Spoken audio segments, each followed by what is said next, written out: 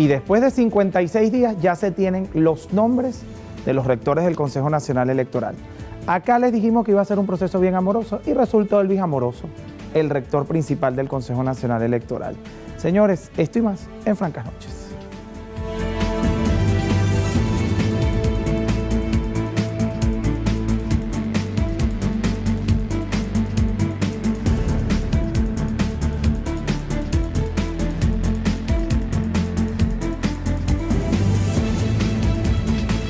Francas Noches Venezuela, mucho contenido el día de hoy. Los invito a seguirnos en nuestras redes sociales, @JalimNaim en Twitter e Instagram, @NoticiasCanalí, la etiqueta Francas Noches. Y no nos dejen de seguir en nuestra cuenta de Instagram que se está estrenando y que me tiene muy feliz. Francas Noches, Piso, Canal. Y a seguirnos, a participar, a hacer llegar dudas, sugerencias y comentarios. Días importantes en muchos aspectos. Siempre lo digo, aquí la verdad no es una opción, es nuestra convicción. Y como una persona convencida de que la verdad es la fuerza del periodismo y debe ser el vicio del periodismo, debo hacerme solidario ante el asunto. El periodismo nace para decir verdades, es una carrera social. Y cuando deja de ser social, se convierte en una carrera a merced o de una empresa o de un sistema. Y un periodista a merced del sistema dejó de ser periodista para mí. Y a merced de una empresa, pues que estudie periodismo institucional y que le maneje las comunicaciones internas. El periodista está para anunciar y denunciar. No renunciamos a nuestra condición ni de ciudadanos ni de seres humanos cuando nos graduamos de periodistas. Sentimos, disentimos y somos parte de una sociedad que clama a gritos, ayuda y atención. Avanzamos con el contenido informativo. Luego de un proceso que tuvo una duración de 56 días, donde el Comité de Postulaciones Electorales escogió y evaluó a más de 150 aspirantes, este jueves la Asamblea Nacional designó a los nuevos rectores del Consejo Nacional Electoral. Este jueves la Asamblea Nacional designó y juramentó a las 15 autoridades que formarán parte del nuevo Consejo Nacional Electoral. 5 rectores principales, 10 suplentes para conformar el nuevo poder electoral.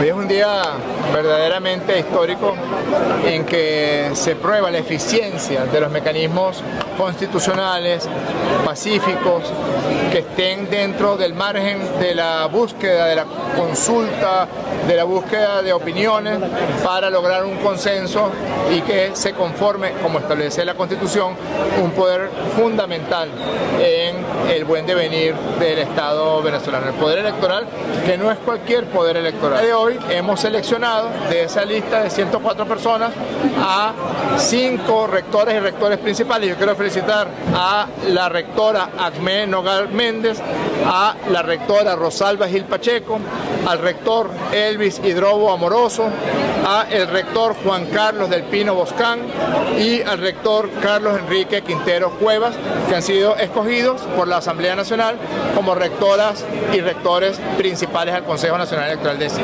Felicitar y agradecer a todas las toldas políticas de Venezuela que mantienen la ruta electoral, la ruta constitucional, legal, pacífica, como su vía para dirimir los asuntos políticos y sociales en Venezuela. Este Consejo Nacional Electoral es producto del más amplio consenso que se haya dado en la historia reciente de la República Bolivariana de Venezuela. Yo podría decir, si lo tuviéramos que poner de forma numérica, que más del 90% del voto opositor participó en la discusión de esta búsqueda de este consenso. El presidente del Parlamento, diputado Jorge Rodríguez, también anunció que las nuevas autoridades elegidas este 24 de agosto deberán comenzar sus actividades en los próximos días. En la cámara de Johnny Guerra, Oriana Cabello, Canal I. Ese nombre del rector principal, Elvis Amoroso, yo sé que ustedes lo conocen bastante, porque fue Contralor de la República, es el hombre que firmó las inhabilitaciones en su momento y hoy es rector del Consejo Nacional Electoral. Eso es algo que se esperaba, se especulaba muchísimo sobre el tema, se sabía que iba a ser Elvis Amoroso el rector principal del Consejo Nacional Electoral, pero ¿dónde queda el tema de la imparcialidad de los rectores, por ejemplo? Para profundizar sobre este tema vamos a conocer los perfiles de los nuevos rectores principales del Poder Electoral. Elvis Amoroso es abogado, economista y político venezolano. En 1993 fue diputado del Congreso de la República por la causa radical en representación del Circuito 2 por el Estado Aragua. En el año 2000 fungió como secretario de la Comisión Legislativa Nacional. Del 2010 al 2015 fue diputado a la Asamblea Nacional por el Partido Socialista Unido de Venezuela en representación del Estado Aragua. Entre agosto y octubre de 2017 se desempeñó como primer vicepresidente de la Asamblea Nacional Constituyente para luego ser designado en ese mismo mes como segundo vicepresidente de la Constituyente. Un año después, en octubre de 2018, asume el cargo como Contralor de la República. En el año 2019 hasta la fecha, también preside el Consejo Moral Republicano. Hoy, 24 de agosto de 2023, fue designado por la Asamblea Nacional como presidente del Consejo Nacional Electoral. Rosalba Gil fue cónsul general en Boston, Estados Unidos, y desde el 2020 se desempeña como secretaria del Parlamento. Hoy fue designada como rectora principal del CNE. Carlos Enrique Quintero Cuevas fue rector suplente del CNE. En mayo de 2021 fue miembro de la Junta Nacional Electoral. Hoy fue designado como rector principal del CNE. Agmen Nogal, abogada, egresada de la Facultad de Derecho de la Universidad Central de Venezuela. Es especialista en Derecho Procesal Civil. También es investigadora en procesos electorales. Es militante del partido Un Nuevo Tiempo, hoy designada como rectora principal del CNE. Juan Carlos del Pino Boscán, en 2010 fue coordinador nacional de la maquinaria electoral de Acción Democrática. Estuvo al frente de la Dirección General de Participación Política del Poder Electoral. En marzo de 2011 fue nombrado miembro suplente del CNE. En junio de 2020 fue designado por el TSJ como rector suplente del Consejo Nacional Electoral. Hoy designado como rector principal del CNE. El poder electoral, como poder, debería ser independiente. Tiene su facultad de poder y debe ser independiente. Fíjense una cosa. Escuchar que el poder electoral se distribuyó por cuotas cuando hoy existe una norma de la independencia y autonomía del poder electoral, porque no es como antes. Antes el poder electoral sí tenía cuotas de partidos bien determinadas. Posteriormente se estableció que el poder electoral no era por cuota. Antes no era poder, pero tenía cuotas de partido en la participación. Luego existe una ley que establece la autonomía del poder electoral y no permite que tengan una tendencia política o por lo menos que sean militantes de partido. Hoy tenemos a Elvis Amoroso, por ejemplo, que es abiertamente chavista. Tenemos allí a una persona que fue de Acción Democrática, otra que fue de Un Nuevo Tiempo. Y digo fue porque espero yo que antes de su entrevista hayan renunciado a sus partidos políticos, porque de lo contrario, el Parlamento y ellos están violando la ley y eso es un delito. Entonces espero yo que hayan renunciado a sus partidos. Entonces serían ex miembros de sus partidos políticos. Por otro lado, la autonomía del poder electoral se ve en juego cuando las personas que ocupan la rectoría del poder electoral son abiertamente afines al sistema o al gobierno de turno. ¿Por qué dividirse el poder electoral en cuotas políticas cuando existe una ley que lo prohíbe? El poder electoral debe ser autónomo y la autonomía no contempla preferencias políticas. Se los dejo allí. El nombramiento de las nuevas autoridades que conforman el Consejo Nacional Electoral también generó reacciones por una parte del sector de la oposición venezolana que de inmediato compartieron en sus redes sociales. Nicolás Maduro, nombrando a Elvis Amoroso como presidente del CNE, demuestra cuál será su estrategia. Quiere ahuyentar el voto, intentará sacarnos de la ruta electoral y distraernos del objetivo que une a todos los venezolanos. Es parte de lo que expresó a través de la red social X el dirigente político Enrique Capriles Radonsky. Por otra parte, el líder de Primero Justicia, Tomás Guanipa, dijo que ante la designación del nuevo Consejo Nacional Electoral, nuestra reacción tiene que ser lograr una unidad total y votar masivamente, que no haya estrategia del régimen que logre sacarnos de la ruta electoral. Mientras que el candidato a la primaria y diputado a la Asamblea Nacional, Bernabé Gutiérrez, escribió: no hay CNE bueno o malo. La tarea es rescatar el sentido de pertenencia de las organizaciones políticas y defender hasta con las uñas el último voto en cualquier rincón del país. Qué interesante lo que dicen. La designación por parte de Nicolás Maduro del rector. La designación debería hacerla la Asamblea Nacional. Pero bueno, si Enrique Capriles dice que lo designó Nicolás Maduro, habrá que evaluar si lo designó Nicolás Maduro o no. Esas son cosas interesantes de evaluar en un país como Venezuela. También hoy ha sido noticia que la Fuerza Armada Nacional Bolivariana rechazó de manera contundente las declaraciones que han venido realizando algunos representantes de la oposición venezolana. Escuchemos de qué se trata. El ministro del Poder Popular para la Defensa, Vladimir Padrino López, calificó como irresponsable los llamados golpistas y desestabilizadores que se han venido haciendo en las últimas semanas. La Fuerza Armada tiene un papel constitucional que cumplir. No hace falta que alguien esté haciendo uso de la figura de la Fuerza Armada Nacional Bolivariana para sus propósitos partidistas. Eso lo rechazamos de plano. No es el papel de un partido político. Bueno, nosotros queremos decirle al pueblo de Venezuela que aquí está la Fuerza Armada Nacional Bolivariana lista y presta para llevar a cabo esa elección libre y justa, a la mayor expresión de paz nacional. A su vez, aseveró que la Fuerza Armada Nacional Bolivariana de manera cívica estará cumpliendo con la sagrada misión de velar por la seguridad de los electores y electoras del país ante los comicios presidenciales a realizarse a mediados del 2024. Por supuesto, nosotros vamos a accionar en cualquier circunstancia que se nos presente. Va a actuar la Fuerza Armada en cualquier circunstancia. Nosotros esperamos que la actuación de la Fuerza Armada sea en el marco cívico. Asimismo, rechazó las expresiones grotescas y ofensivas en contra del comandante general de la Guardia Nacional, Helio Estrada Paredes, tras describir todas las potenciales amenazas que se ciernen sobre el proceso democrático electoral.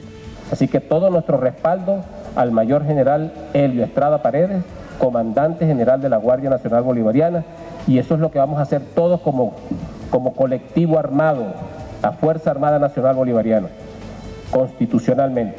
El titular de la cartera reiteró su llamado al diálogo, la paz y concordancia para enrumbar a la nación en un sendero de prosperidad, amistad y grandeza. En la cámara de José Monsalve, Nelcy Delgado, Noticias Canalí.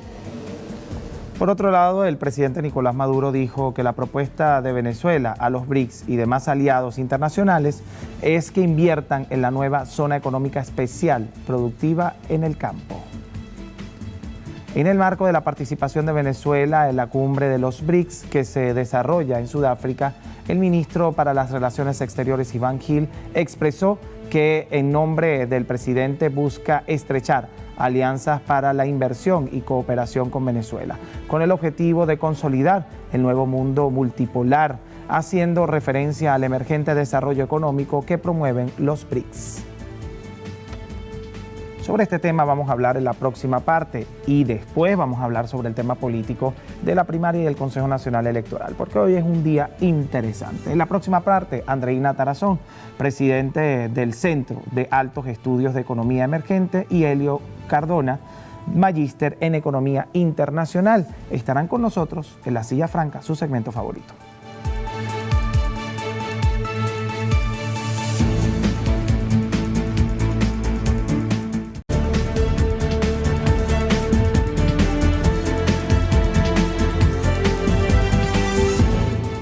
Seguimos en Francas Noches. Que no se les olvide participar a través de las redes sociales. @Halim Naim en Twitter e Instagram. @Noticias Canalí. La etiqueta Francas Noches, que la pueden usar como quieran y cuando quieran. Ojalá la usen muchísimo. Y por supuesto nuestro Instagram. Francas Noches Piso Canal y en Instagram. Ya pueden seguirnos, compartir, hacer llegar dudas, sugerencias y comentarios, que nosotros estaremos felices de recibirlas, contestarlas y por supuesto hacerlos parte de esta construcción de la televisión informativa que tanto Venezuela merece, porque recuerden que aquí la verdad no es una opción, es nuestra convicción. Aquí se pregunta lo que nadie pregunta y se busca la respuesta que todo el mundo espera. Señores, histórico. Con el propósito de ganar influencia global, 6 nuevos países integrarán el grupo BRICS a partir del año que viene. Por Sudamérica, Argentina será el nuevo socio del bloque económico, decisión que es asumida por el gobierno como una gran oportunidad para salir de la crisis. Unas 40 naciones habían manifestado su deseo de incorporarse a los BRICS, grupo de países que nació en 2009, inicialmente integrado por Brasil, China, Rusia, India y Sudáfrica, naciones consideradas de economías emergentes. Además de Argentina, a partir del 1 de enero del 2024, también lo integrarán Egipto, Etiopía, Arabia Saudita, Irán y Emiratos Árabes Unidos, una diversidad que apunta hacia la consolidación del nuevo orden mundial. Hemos llegado a un consenso sobre la primera fase de este proceso de expansión. Hemos decidido invitar a Argentina, Egipto, Etiopía, Irán, Arabia Saudita y Emiratos Árabes Unidos a convertirse en miembros de pleno derecho de los BRICS. La adhesión será efectiva a partir del 1 de enero de 2024. El presidente de Brasil, Luis Ignacio Lula da Silva, saludó las incorporaciones de los 6 nuevos miembros, en especial de Argentina, y expresó en su cuenta en Twitter: dedico un especial mensaje a Alberto Fernández, presidente de Argentina, gran amigo de Brasil y del mundo en desarrollo. Los BRICS representan 1/4 de la economía global y 42% de la población mundial. La cumbre histórica se realizó en Sudáfrica, donde se alcanzaron múltiples acuerdos internacionales con la presencia virtual del presidente Vladimir Putin, pues pesa sobre él una orden de captura internacional. En total, son 10 los países que conforman este mecanismo de integración económica global que, entre otras cosas, desea superar la hegemonía del dólar en las transacciones internacionales.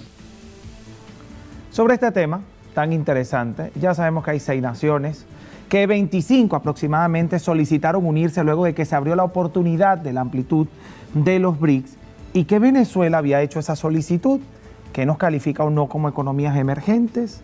¿Por qué sale una lista del Fondo Monetario Internacional, por ejemplo, de las economías emergentes y otra de la CEPAL, la Comisión Económica para América Latina y el Caribe de Economías Emergentes, en donde Venezuela no aparece en ninguna de las listas?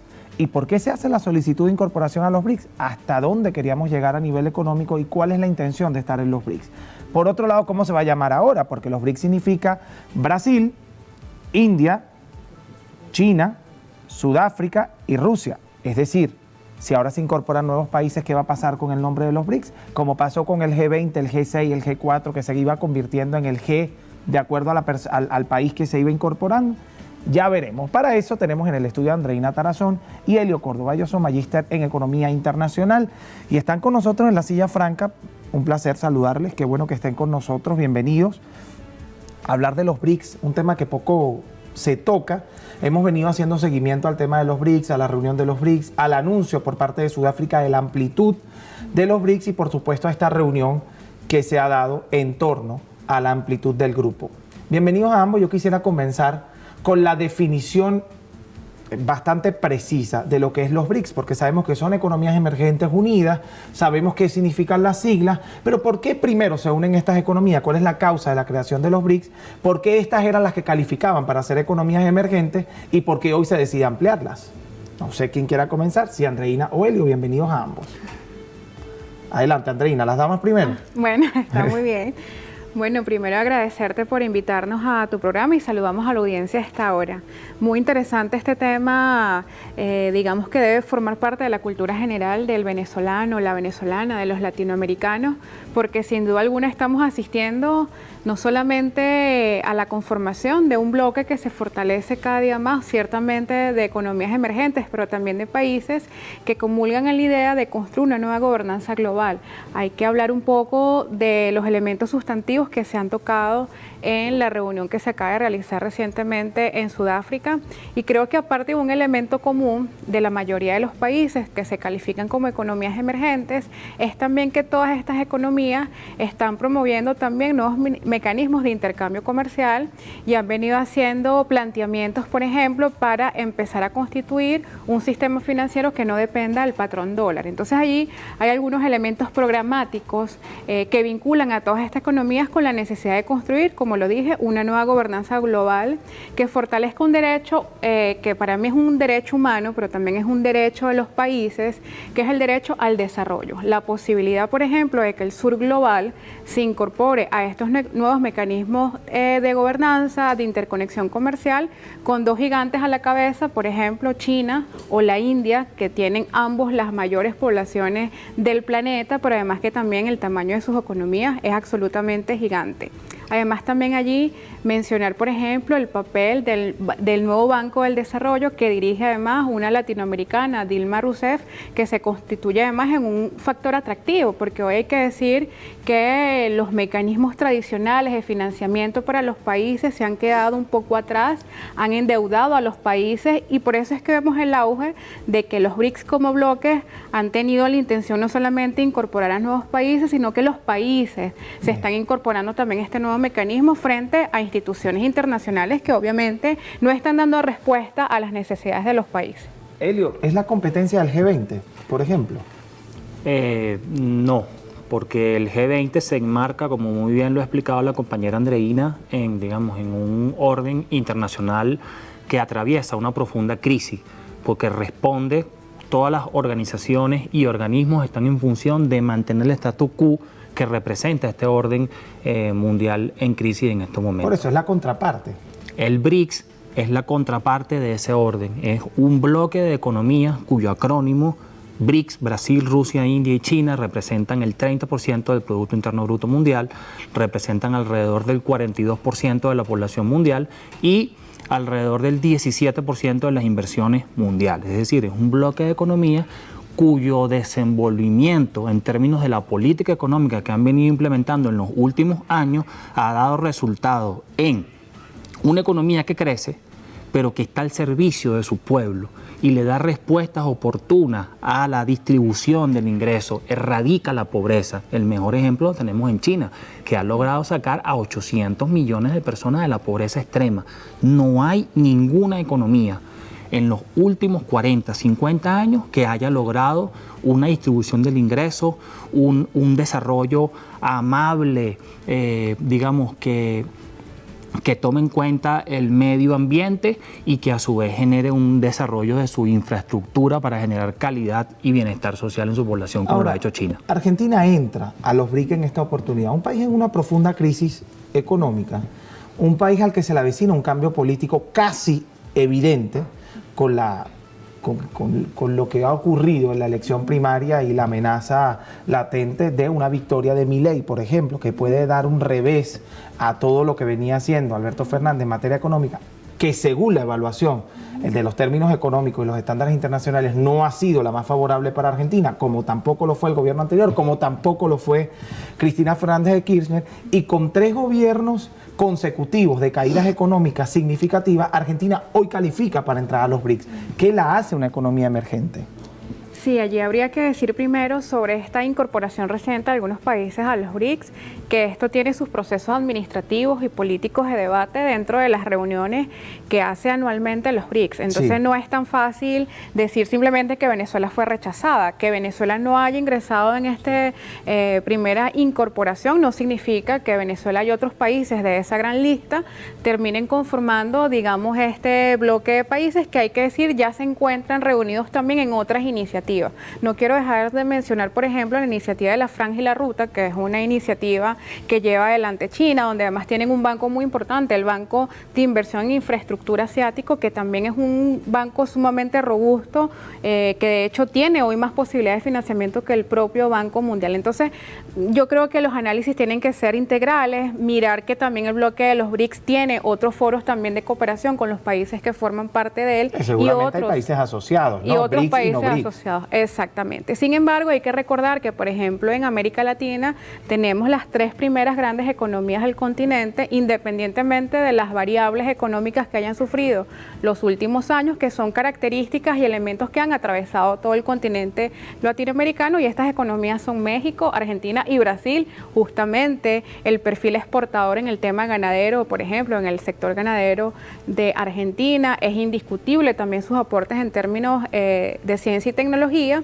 Y luego lo segundo, que es muy interesante sobre los cambios políticos latinoamericanos, es que justamente cuando nosotros miramos el desenvolvimiento, por ejemplo, de Brasil y sus cambios políticos en los últimos años, creo que una gran lección que han dado países, por ejemplo, como China, es que independientemente de los cambios políticos, el Estado-nación, el proyecto país y sobre todo la vinculación de los países con el concierto internacional no cambian los sustantivos, bueno, porque se entiende la importancia estratégica que significa para un país pertenecer a este bloque. No quisiéramos nosotros ver pronto en Argentina, por ejemplo, un nivel de desconexión y de incoherencia tal del gobierno que llegue a ese país que haga salirse de una iniciativa, digamos, de dimensiones estratégicas para América Latina. Así que creo que en el fondo está la posibilidad de que las principales economías de América Latina, que han solicitado con mucho tiempo de antelación su incorporación a los BRICS, se puedan incorporar, y creo que Venezuela también lo va a hacer pronto. Bien, nos tenemos que ir a una pausa y recogemos algo. Lo primero, vencer el status quo a nivel de economía. Lo segundo, son economías emergentes. Ya sabemos por qué son economías emergentes. Ya sabemos que es la antítesis de lo que veníamos viendo a nivel económico, que manejan el 37% de la economía.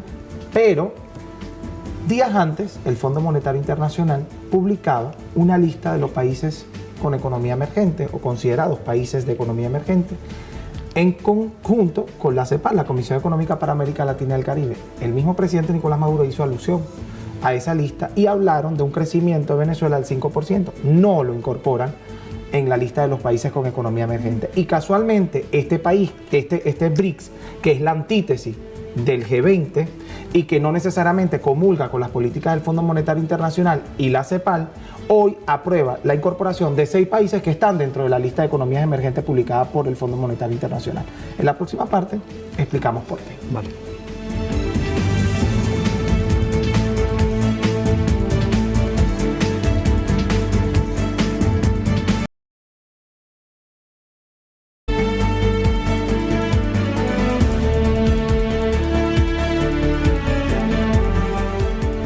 Andreina Tarazón, presidente o presidenta, porque la mujer es feminista y hay que cuidarnos de eso. Yo digo presidente de los Altos Estudios de Economía Emergente, y Helio, quien es magíster en Economía Internacional. Estamos hablando de los BRICS, no estamos hablando del feminismo. Cuando nos toque hablaremos de ese tema. Perfecto. Aunque en el corte hemos hecho algunas alusiones interesantes. Dejamos una pregunta interesante en el aire. Hay una lista del Fondo Monetario Internacional de las economías emergentes, otra de la CEPAL, se conjugan, están perfectamente vinculadas. Los BRICS, que no precisamente comulga con la agenda del Fondo Monetario Internacional, aprueba la integración de 6 países que están dentro de esa lista, no aprobó a otros que están fuera de la lista.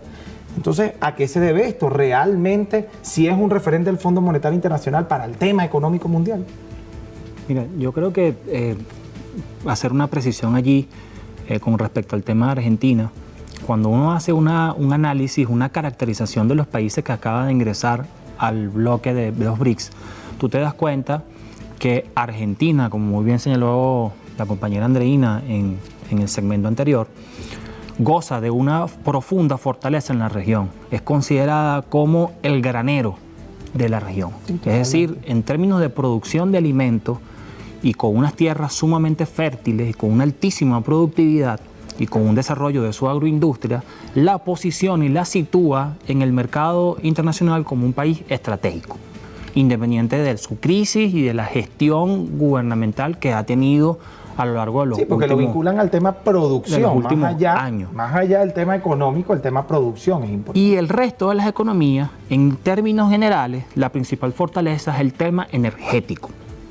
Entonces, digamos, aterrizando con el planteamiento que tú nos traes sobre la mesa de la lista que hace la CEPAL y el Fondo Monetario Internacional, estas instituciones que tienden a ver el problema o ver el objeto de estudio desde una perspectiva exclusivamente técnica, y esto es un tema que no puedes verlo exclusivamente desde una arista, tiene múltiples aristas, es un tema multidimensional, donde el componente político y geopolítico tiene un gran peso allí, porque recordemos que el objetivo de este bloque de economía es posicionarse en el orden internacional para impulsar una nueva gobernanza global bajo nuevos preceptos y bajo nuevas categorías conceptuales que sustituye de manera radical la hegemonía que ejerce un país en el actual orden internacional. El tema de Argentina me da pie para otra pregunta.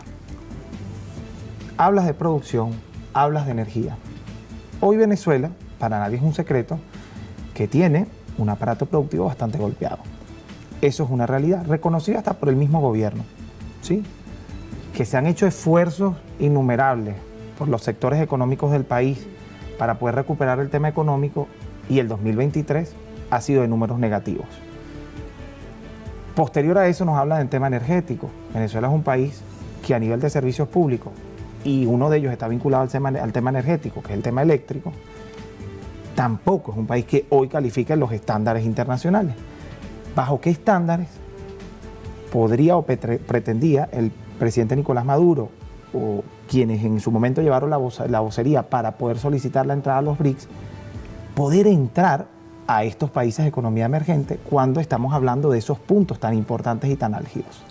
Sí, allí hay que recordar que Venezuela tiene un papel fundamental como proveedor de energía. Cuando nosotros miramos un poco los movimientos y las decisiones geopolíticas de los grandes países, de los grandes consumidores de energía, bueno, en el centro está fundamentalmente el desarrollo y garantía de la seguridad energética mundial, y particularmente de estas potencias emergentes y de estas potencias económicas consolidadas. En el caso de la Unión Europea, Estados Unidos y China, por supuesto que su matriz energética y su posibilidad de consumo es uno de los elementos de primer orden para quienes toman las decisiones en esos países. Entonces, Venezuela, hay que recordar, es la primera reserva mundial de petróleo, además con una enorme arista de posibilidades de producción en la petroquímica. Pero hoy sin producción suficiente. Es además también una gran reserva de gas. Ahora bien, lo mismo que Argentina, independientemente de las coyunturas puntuales actuales, si nosotros miramos la potencialidad de los países en términos estratégicos, porque estos son movimientos geopolíticos de largo alcance, o sea, nosotros estamos hablando de la posibilidad de constituir un nuevo mundo, una interconexión global para los próximos 50 o 100 años. Si nosotros lo miramos en perspectiva histórica, y así mismo lo miran los bloques de los países emergentes, por supuesto que Venezuela siempre va a ser un país no solamente con un gran interés de interconectarse con el mundo, sino que el mundo siempre va a estar interesado en interconectarse con Venezuela, y pues no es azaroso, por ejemplo, las agresiones que ha tenido Venezuela en términos geopolíticos en los últimos años, justamente porque somos una posibilidad real de abastecimiento seguro, sobre todo para los países que están cercanos geográficamente a Venezuela. Y lo segundo es que también para Venezuela constituye un gran reto poder ser un destino de las fuentes de inversión extranjera, y un elemento fundamental para nuestra industria justamente las alianzas que nosotros podamos hacer para desarrollar nuestra industria petrolera, pero también para diversificar nuestra matriz económica productiva. Así que creo que siempre Venezuela, independientemente de las coyunturas económicas y políticas, siempre va a jugar un papel fundamental en la geopolítica internacional por su matriz, no solamente energética, sino también la beligerancia que ha tenido Venezuela en los últimos años en estos foros internacionales para justamente pujar por una nueva gobernanza global que tenga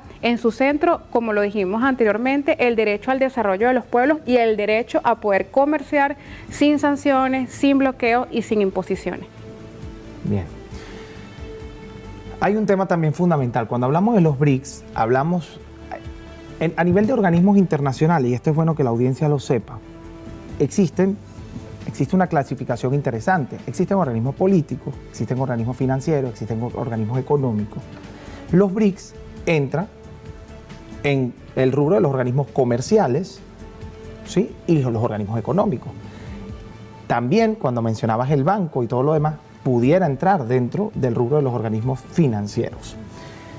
Lo que denota que tras el interés de Venezuela y de más de 25 países entrar a los BRICS, que hoy el tema económico, financiero, el tema del intercambio comercial prela por encima de cualquier afinidad ideológica. ¿Está evolucionando la relación internacional de la ideología y el afín político a el afín económico por encima del tema ideológico? Mira, yo entiendo tu pregunta y al respecto yo diría lo siguiente. Nosotros cuando hablamos de economía hablamos de un hecho social. Y el hecho social, siendo el ser humano el objeto fundamental de esa actividad, pues ahí está inmerso el aspecto político, ahí está inmerso el aspecto cultural, el aspecto histórico, el aspecto comunicacional. Es decir, desagregar todo ese entramado de relaciones creo que es precisamente una de las trampas en las que se incurre con el pensamiento dominante. ¿A qué vamos con esto? Un país en vías de desarrollo o un país subdesarrollado como Venezuela en estos momentos no puede acceder, a pesar de que califica con todos los criterios técnicos para acceder a un financiamiento y no podemos acceder a eso. Entonces los BRICS en ese contexto... ¿Un financiamiento de quién, por ejemplo? Para el desarrollo, para atender las necesidades de nuestra economía en este momento, que nuestra principal fuente de ingresos es la venta de petróleo al resto del mundo y no podemos hacerlo. Se ha visto truncado un 98% nuestra capacidad de recibir ingresos. En principio hay que producirlo y lo suficiente, ¿no? Sí, pero para producirlo también necesita cambiar partes y piezas, adquirir tecnología que no se produce en el país, en el mundo subdesarrollado. ¿Y esas alianzas con China, con Irán, no benefician en nada a Venezuela, sí, por ejemplo? Desde luego que... O sea, con tantos años de alianza con China, Irán, Rusia, países a los que el mismo gobierno nacional ha llamado países hermanos, parecieran no haber beneficiado lo suficiente a Venezuela, porque si hoy, después de tantos años, estamos contando la misma historia y con tantos años de alianza, ¿hasta qué punto benefician estas alianzas de las economías emergentes al país? No, desde luego que lo benefician. Nuestra economía, a pesar de todas las adversidades y de la matriz de opinión que se ha generado, porque recordemos que los medios de comunicación son una poderosa herramienta, claro, Helio, pero si para imponer matrices. ¿A qué tipo de financiamiento te refieres? Fíjate, la CEPAL, un organismo al cual has mencionado mucho, que es la Comisión Económica para América Latina y el Caribe, el Fondo Monetario Internacional y el Banco Mundial, tienen una perspectiva de crecimiento para la economía venezolana del 5% para el 2023. Sí. Entonces, ¿cuáles son los datos sobre los cuales nos estamos basando para decir que la economía registra números negativos? Yo no los conozco. Entonces, si constantemente generamos una perspectiva negativa sobre la actividad económica, eso tiene una intencionalidad política. ¿Cuál es? No hay que invertir en Venezuela en este momento. Y resulta que es todo lo contrario. Venezuela posee una fortaleza, su ubicación geográfica, ser el principal tenedor de petróleo a nivel mundial, lo sitúa en la palestra internacional para captar inversiones. Claro, y es por eso que me afinco en decir, si estas son grandes potencias, porque China lo es, para nadie es un secreto, lo decía Andreina, y eso es una realidad. China es una gran potencia. Rusia, mal que bien, hoy en medio de una guerra, hoy con temas jurídicos internacionales encima, participando dentro de los BRICS, podría ser una gran potencia. Tenemos a países como Irán, que dentro de las mismas sanciones logró sobresalir, respirar y hoy se convirtió en una economía bastante pujante a nivel internacional. Entonces, todo eso que me estás contando, que es interesantísimo de analizar, nos lleva a que, ¿y dónde están las alianzas económicas con estos países potencia y por qué no se ha registrado el crecimiento suficiente más allá de no tenerla con los Estados Unidos o los aliados de Estados Unidos? Sí, mira, yo creo que hay un elemento muy interesante para que nos pensemos como venezolanos y venezolanas que tiene que ver con nuestro sistema político, digamos, con un poco los vaivenes que no solamente ha vivido América Latina, también Venezuela, hay que decir, ha estado atravesando en los últimos años con una desestabilización política de alguna manera terrible que también ha afectado una ruta de desarrollo que ha podido ser un poco más rápida. Luego decir que si nos ponemos en contexto histórico y vemos más de 20 años de alianzas, por ejemplo, con China y con Rusia, podemos mirar que ciertamente esas alianzas han tenido resultado en la economía venezolana, en el desarrollo de la industria. En algún momento que también veíamos por parte del gobierno nacional una política social en donde los productos ensamblados por Irán, por ejemplo, por China, estaban en el mercado venezolano. Ahora bien, en medio de ese contexto un poco de más largo plazo, habría que evaluar que en los últimos años, además a partir de la pandemia del COVID-19, cada una de las economías ha estado ralentizada, incluso la economía china. Entonces Venezuela ciertamente ha venido saliendo de una situación de complejidad. Recordemos que en algún momento tuvimos una situación generalizada de desabastecimiento. Hoy no existe en Venezuela, sin negar que siguen existiendo problemas que vamos a superar, pero hablar de que hoy Venezuela ha dejado de decrecer en los puntos que está decreciendo en 2017, 2018, forma parte también de mirar un poco el resultado de algunas políticas que hay que insistir, no van a dar resultado a corto plazo, no es para mañana. Si miramos la perspectiva a largo plazo, hay que seguir confiando en la ruta de desarrollo que ha fijado Venezuela, que además es una ruta de desarrollo con autonomía, con independencia política, pero además que también se circunscribe dentro del nuevo orden internacional. Esto daría para hablar muchísimo. Mucho rato más. Estamos con Andreina Tarazón y con Helio, que nos están acompañando el día de hoy, pero bueno, nos toca despedir la entrevista porque tenemos a otra entrevistada allí en puertas esperando. Tenemos a María Carolina Uzcategui, que va a estar con nosotros en la próxima parte, pero quiero agradecerles a ambos su presencia en el programa. Andreina Tarazón nos hablaba de confiar. Son muchos años de este mismo gobierno y pedirle confiar al pueblo venezolano tiene que venir de la mano con acciones para confiar. Y definitivamente suscribo que nuestro bien común es Venezuela, nuestro bien común es el país, el territorio, y yo creo que más allá de las tendencias políticas todos queremos lo mismo. El avance del país, el crecimiento del país a nivel económico, y creo que ese es el punto de encuentro. Dar soluciones. Ojalá algún día se logre. Ojalá no tengamos que esperar 24 años más para ver esa autonomía de la que se habla, porque autonomía, pero depender de otro país para comer ya no es autonomía. Entonces, ¿en cuánto tiempo se construye esa economía si ya van 24 años? Ese tipo de cosas hay que preguntárselas y se los dejo allí para la próxima oportunidad. Encantado de tenerlos acá con nosotros. En la próxima parte, María Carolina Uzcategui, ex vicepresidenta de la Comisión Nacional de Primaria, estará con nosotros hablando de su salida de esta Comisión Nacional de Primaria, si responde a intereses de partido o no responde, la primaria va o no va, ya veremos qué nos dice.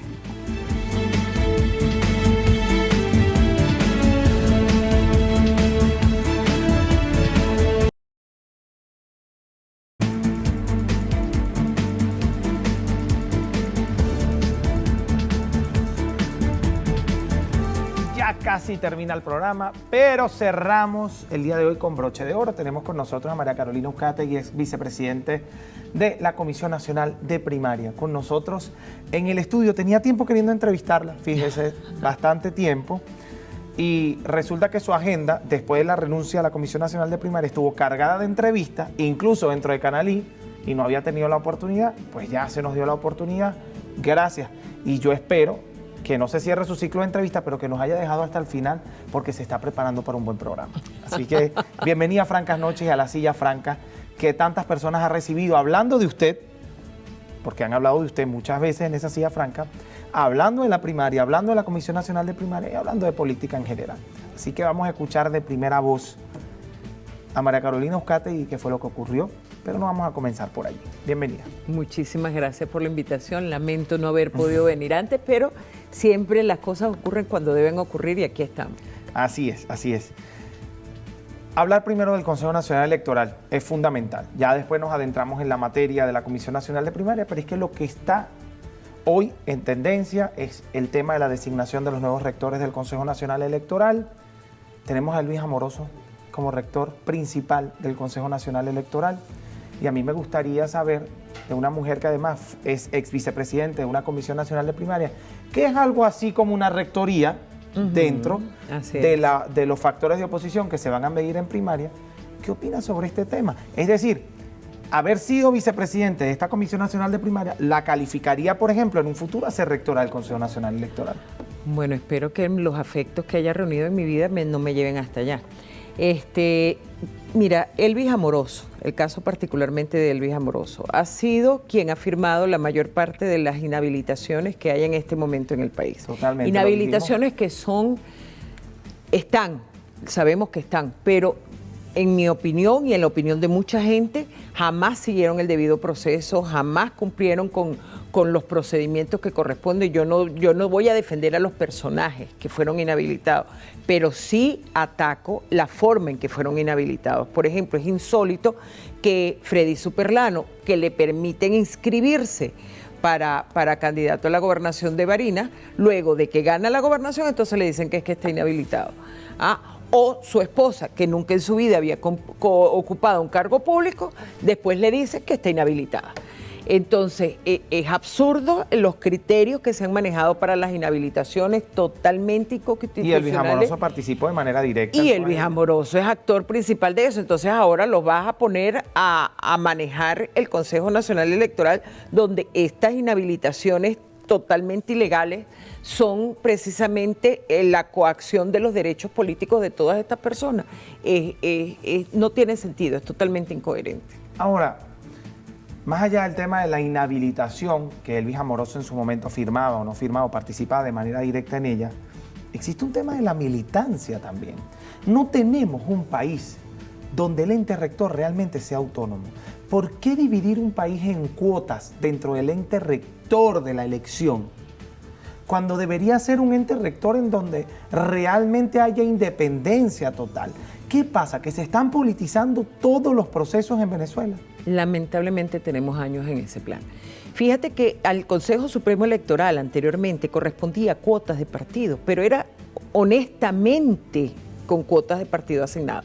Ahora, la Ley Orgánica de Procesos Electorales, la LOPE, establece que deben ser personas independientes y resulta que eso no se cumple. O sea, hay como una hipocresía entre lo que dice la ley y lo que realmente se termina ejecutando. Es decir, se está incumpliendo la ley. Se está incumpliendo la ley. Entonces, o sinceramos el panorama y decimos que los eventos electorales deben organizar personas que tengan vinculaciones o conocimientos políticos, o nos apegamos a lo que dice la ley y establecemos que los rectores sean como en algún momento se pensó que pudieran ser rectores, se buscaba que fuesen rectores de universidades, que provenieran de la academia, como por lo menos ahí estuvo el rector de quien fue el rector de mi universidad, César Peña Viga, en algún momento como presidente del CNE. Ahora, fíjese usted que cuando ellos hacen su entrevista para ser rectores, un minuto antes pueden renunciar a su partido y entrar a la entrevista. No, eso es... Que de hecho, espero yo que sea lo que haya ocurrido previo a la entrevista de Elvis Amoroso y de los que militaron en algún partido, sea del PSUV o sea un partido de oposición. Entonces, es un proceso inmediato de renuncia previa a la entrevista, lo entrevistan y ya califica para ser rector del Consejo Nacional Electoral, pero el expediente no se borra. Entonces, si hablamos de la ley también contempla, de hecho, si vas a un juicio, los antecedentes prelan en el juicio. ¿Qué pasa en este caso? Bueno, en este caso lo que ocurre es que simple y llanamente los intereses se anteponen a la ley. ¿Y qué entonces intereses de quién? ¿Quién designa al Consejo Nacional Electoral según su criterio? Mira, según se habla, fue un acuerdo entre los diferentes factores, tanto de oposición como de gobierno. Incluso algunos dicen que quienes participaron en esa negociación fueron incluso participantes de otros países. ¿Qué oposición? La que se conoce, o la que está mayormente representada en esas negociaciones. Es decir, no realmente en la Asamblea Nacional. No realmente en la Asamblea Nacional. Porque además es responsabilidad de la Asamblea Nacional, ¿no? Sí, pero es una responsabilidad velada. O sea, ¿quiénes deciden en la Asamblea Nacional? Bien. Seguimos porque este tema del Consejo Nacional Electoral dará mucha tela que cortar. Es. Nosotros seguramente estaremos ahondando la próxima semana en todo lo que tiene que ver con el Consejo Nacional Electoral, pero yo no quiero dejar pasar la oportunidad. Además que, discúlpame, es un Consejo Nacional Electoral que le va a corresponder dirigir todos los procesos electorales de cambio de todas las autoridades por elección que existen en el país. ¿En una mega elección? No sabemos. No deberían porque tienen periodos distintos. O sea, al presidente se le vence el periodo en enero del 2025, por lo tanto, en el 2024 debería elegirse el nuevo presidente. Y a los alcaldes, gobernadores, diputados de la Asamblea Nacional, consejos legislativos y concejales, se les vence el periodo en el 2026, por lo tanto, su elección debería ser en el 2025. Bueno. Estamos hablando del deber ser, no lo que puede que ocurra. Porque Diosdado Cabello, en el Mazo, en reiteradas oportunidades ha dicho, y el Consejo Nacional Electoral está a punto de anunciar fechas de elecciones. ¿Cuál es el vínculo entre el Poder Ejecutivo y el Poder Electoral?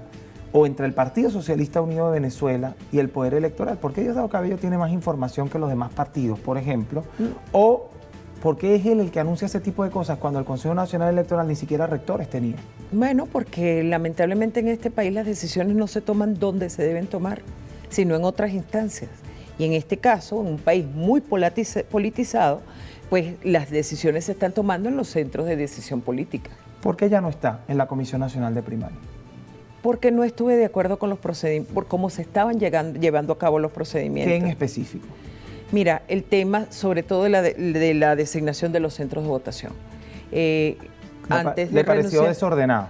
Me pareció que se estaba, digamos, sobreentendiendo una calificación de espacios como centros de votación que no habían sido verificados. Cuando yo pregunté en diferentes ocasiones, mira, pero esos centros de votación se van a verificar, vamos a realmente saber si la casa de María Carolina Uzcategui tiene la ubicación adecuada, cuenta con las condiciones adecuadas, o el 30% de los centros de votación que se han propuesto, o por lo menos que se habían propuesto para el momento de mi renuncia, eran a cielo abierto, o sea, espacios abiertos. Estos centros de votación cuentan con las condiciones mínimas de seguridad, de resguardo, etcétera, etcétera, para que eso se haga. Y cuando yo pedía que se hiciera la verificación de los centros, me dijeron que no había ni tiempo ni dinero para hacer esas cosas. Eso. Y ¿con el Consejo Nacional Electoral no hubiesen pasado esas cosas? No, porque yo sabía dónde quedaba el colegio X donde todos los años voy a votar. Entonces yo de repente podía escoger los centros de votación más notorios. ¿Y qué pasó allí? ¿Fue un tema del Consejo Nacional Electoral o fue de la Comisión Nacional de Primaria? Mira, hubo una combinación de situaciones. Se tomaron mucho tiempo en discutir cuáles eran las condiciones, si íbamos a ir con captahuella o no. Al final se decidió que era con captahuella, pero entonces el captahuella iba a tener resguardo de la identidad del elector, que era nuestro mandato y nuestra principal preocupación. Al final sí había las posibilidades de hacer este resguardo y había que firmar como una carta. ¿Y era confiable? Sí era confiable, sí era confiable. Entonces había que firmar una carta de acuerdo y se le envió una solicitud. Recuerdo muy bien que fue el 5 de junio que se le envió al CNE una solicitud para poder dejar en blanco y negro todos estos acuerdos que ya se habían discutido. Y cuando de repente nos sorprendió 2, 3 días después, una semana, después de que todos los rectores renunciaban al CNE. Y de luego vimos que no hubo nunca respuesta de la carta, entonces la decisión de la comisión, por lógica, era cambiar a un sistema autogestionado.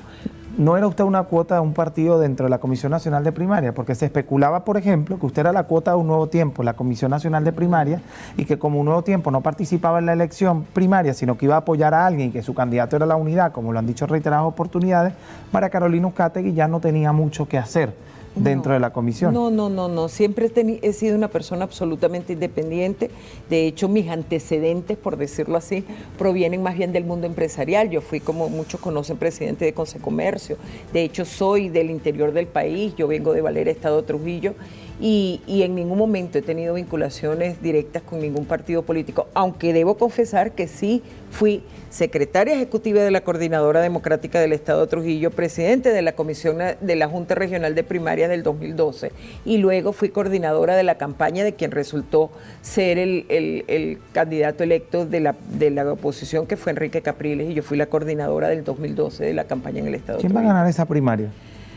Mira, hay diferentes opiniones. Hay quienes dicen que quien sale favorecida en las encuestas y hay otros que dicen que no, que las primarias las van a ganar las maquinarias.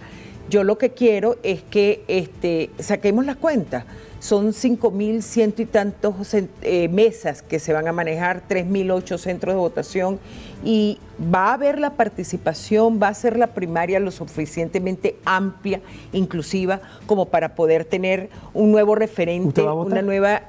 Si se dan las primarias, sí, porque yo no estoy en contra de la primaria. Yo lo que mi cuestionamiento fue a la forma en que se estaban organizando en ese momento. ¿Y qué pone en peligro la primaria? Los tiempos. La organización interna, no necesariamente interna. Factores de gobierno. No, la organización interna. Esta fue una primaria con un cronograma para llevarse a cabo con un sistema automatizado, con los centros de votación tradicionales, y luego el cambio que hubo que hacer a sistema autogestionado, o sea, un esquema autogestionado, llevó a que los tiempos se acortaran exageradamente. Aún hoy, a la fecha que tenemos, no existe ese vínculo necesario para que tú sepas a través de una aplicación dónde vas a votar, cuál es el centro de votación que te corresponde. No hay forma ni manera de saberlo. Pero Diosdado Cabello ha hablado mucho de temas de violencia. Dice que cualquier acto de violencia dentro de la primaria es responsabilidad de Jesús María Casal. Y habla mucho de violencia en los factores de gobierno respecto a la primaria. ¿Por qué? Bueno, mira, se pueden presentar inconvenientes. En las primarias del 2017 hubo inconvenientes entre candidatos regionales en esa ocasión. Se supo el caso del estado Amazonas, otras situaciones Bolívar, similares sí. En Bolívar, en Zulia, en Aragua, aquí mismo en Caracas. O sea, hubo situaciones de violencia en algún momento porque una primaria manual lleva a sembrar dudas sobre quienes participan. Si gana un inhabilitado. Debería ya a estas alturas haber un acuerdo político entre los diferentes participantes sobre qué se va a hacer si quien resulte ganador está inhabilitado o después de que gane también resulta inhabilitado. Bueno, escucharon a María Carolina Uzcategui, ex vicepresidente de la Comisión Nacional de Primaria. ¿Invita a votar en la primaria si la primaria se da? ¿No? Sí, claro, yo soy partícipe de que la primaria es el mecanismo más idóneo para lograr una propuesta unitaria para el país, o por lo menos de un gran sector de la oposición, pero no creo que la forma en que se está organizando esta primaria logre los resultados esperados. ¿Tenemos chance de ganarle de que la oposición le gane a Nicolás Maduro?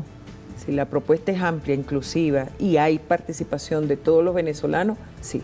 Bien, señores, de esta manera, agradeciéndole a María Carolina Uzcategui su presencia en el programa, les tengo que decir, después de un programa largo y arduo, francas noches.